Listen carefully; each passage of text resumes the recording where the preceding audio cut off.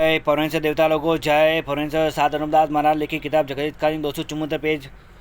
इन बनियों ने तो मुझ को अपने राक्षसी पाप से रूबरू कल्पाया है। इससे इनकी चोरी मालूम हुई है और जिस कदर पाप से नुकसान हो रहा है वो मैं अपनी नज़रों से देख रहा हूँ। इससे आप लोगों को इस लिखे हुए पर गौर फरमाना मुनासिब है। सात अनुदास महाराज लिखी किताब जगत कालीन वो किताब मुफीदाम मौसम ब जगदीतकार ने अत तरतीब सात अनुपदास मोहत्वद मुलक माडवर यह जगदीतकार ने जिसको श्री अनुपदास प्रिंटिंग प्रेस छावनी अरमपुरा में छाप के प्रसिद्ध किया। तारीख 17 अप्रैल सन 1909 जा बैसाख बुद्धि 12 सम्मत 1965। Page number 20।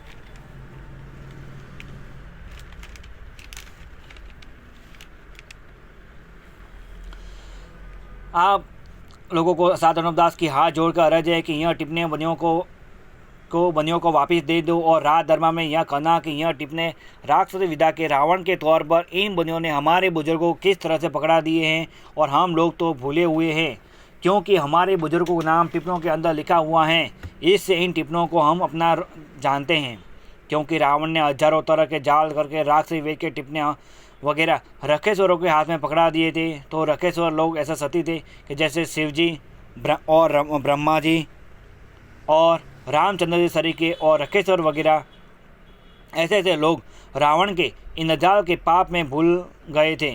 तो इस वक्त में आदमियों की तो क्या चलाई, जब ऐसे सती लोगों को भी खबर नहीं पड़ी थी कि इंद्रजाल में हमारी बुद्धि कैद है, तो आजकल के ज़माने के लोग किस तरह से इंद्रजाल का हाल मालूम कर सकते हैं। रावण ने शनिचर को समाओं कल्पाया। जब रावण के जाल की खबर पड़ी तो शनिचर जी ने सब दुनिया को वाकिफ कर दिया। जब सब दुनिया को और रखेश्वरों को खबर पड़ी तो तमाम बातें रावण के इंद्रजाल की अगले सती लोग वेद शास्त्र में लिख गए हैं और दुनिया में मुँह जबानी कहते हैं कि रावण ने इस तरह से इंद्रजाल चलाया था। सो मेरे को भी इन बनियों ने शनिचर की तरह से समाओं कल्पाया है। इस वास्ते मैं तमाम संसार को वाकिफ करता हूँ और जब मुझको समाओं नहीं कर पाया था तो मुझको भी तुम्हारी तरह से कुछ खबर इस इंद्रजाल के जादू की नहीं थी। सो यह जाल सब संसार मिल के छोड़ाओ तो तुम्हारे सब संसार की औलाद उभरेगी, नहीं तो यह बनी अपने लोभ और धन के वास्ते सब दुनिया को गार्ज कर देंगे। इस वास्ते तरह तरह के छल करके राक्षस विदा के टिप्पणी हम ब्राह्मणों को पकड़ा दिए हैं। सो ये भाइयों, इन बनियों के तो अनेक तरह के जाल है कि जिसका अंदाज नहीं कर हो सकता, क्योंकि इन बनियों ने इस तरह के फरेब करके राक्षसी वेद के टिप्पणी ब्राह्मणों को पकड़ा दिए हैं। सो यह टिप्पणी सिर्फ ब्राह्मणों के कुल और औलाद मराने को पकड़ा दिए हैं और आप अलग के अलग रह गए हैं, क्योंकि जो टिप्पणी सज्जग में थे उनमें दिन मिति याद रहने के वास्ते लिखी हुई थी, नियम धर्म पुण्य करने के वास्ते थी। सो असली टिप्पणी तो इन बनियों ने दबा लिए हैं कि जिस तरह से रावण वगैरह ने दबा लिए थे और अपने जाली टिप्पणी चला दिए थे, उसी तरह से इन बनियों ने भी बल राजा के बाद से राक्षसी पाप को चला के रावण के तौर पर इन बनियों ने पेज नंबर 21 इन बनियों ने असली टिप्पणी दबा लिए हैं और अपने तौर पर जाल के टिप्पणी